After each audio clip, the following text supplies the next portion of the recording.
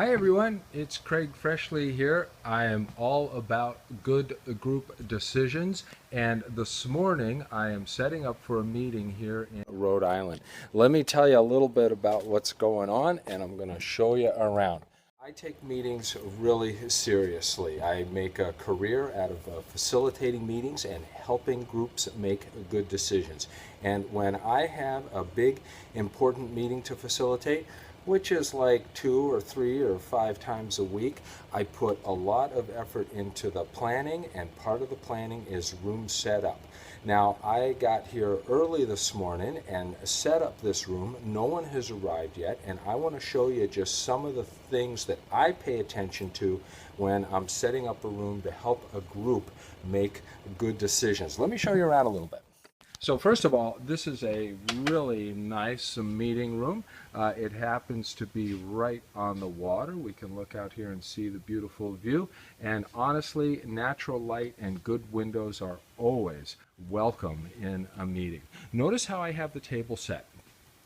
I have it in a hollow U, and my little station is up here at the front. I've got my computer table, and behind here I've got a screen and I've got a flip chart. 2 ways to capture data from the group. And I've set it up in a hollow U so that I can walk down the middle of the area and talk to people one-on-one, or collect things from them, or do handouts very quickly.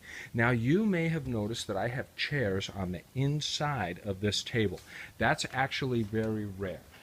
99 times out of 100, I would not put chairs on the inside, and the reason that I've done it today is because we're going to do a little speed dating exercise as a warm-up. And I'm sure you haven't counted, but there are 22 chairs around the outside. There are 11 chairs on the inside. And early on in this meeting, I'm going to ask 11 people to come around and sit on the inside. Then they're going to be sitting across from each other in pairs, and they're going to have 2-minute conversations and switch down the seats one after another so that they can do a quick speed dating. After the meeting gets underway, we're going to take these chairs away on the inside, but they are set up just for the opening exercise. Let's take a look at how I have each place setting. So first of all, there are 2 handouts here. One is the agenda. Nicely prepared. A lot of planning went into this agenda, but look at this other handout. It says a conversation about successes. We had this conversation last night as an opening to this 3-day retreat, and overnight I typed up a summary of the conversation we had last night. So here it is, waiting for members when they arrive this morning, and that's one of the things we're going to talk about. Notice also that I have provided what I call name tents at each place. Here it is. It's just like a hard stock printed on recycled stock, of course. On the inside, it tells a little about my company, Good Group Decisions. We run high efficiency meetings for groups of people making important decisions, etc. It says where you can learn more about me, links, etc., etc. Notice this on the back. So when the person is sitting at their seat, oh, by the way, you see I've got some markers here, and I'm going to ask each of them to write their name on the front, just like I have done. There's my name written on the front of my name tent. And on the back of each of these name tents, I have a few of our favorite meeting ground rules. Now, as you might imagine, for every meeting I do, I prepare specific ground rules for that meeting.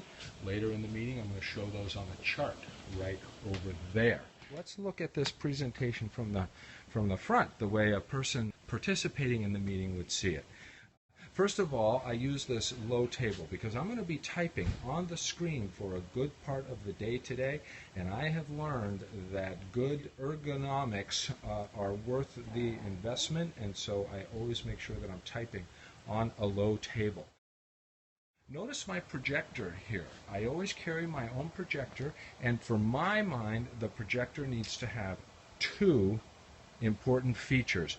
One is a lens cap. As silly as it might seem, I do a lot of real-time typing on the screen, and I want to be able to turn this projector on and off at the flip of a switch, so that I can type behind the screen and then reveal very quickly the things that I've typed.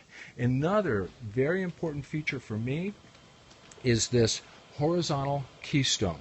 Now, this projector has a vertical keystone. If you don't know what keystone is, you watch the screen. Here it's moving and adjusting, and the horizontal keystone allows me to have the projector way off center. It is over to the side, and that really works well for me because I can move around here in the front and not be blinded by the light. Okay, I'm going to flip here and just say a couple last words of thanks so much for watching and learning some of the things that I pay attention to when I'm setting up for a meeting. Of course, you can learn a lot more about room setup and all different aspects of making good group decisions at my website, craigfreshley.com. Thanks for listening.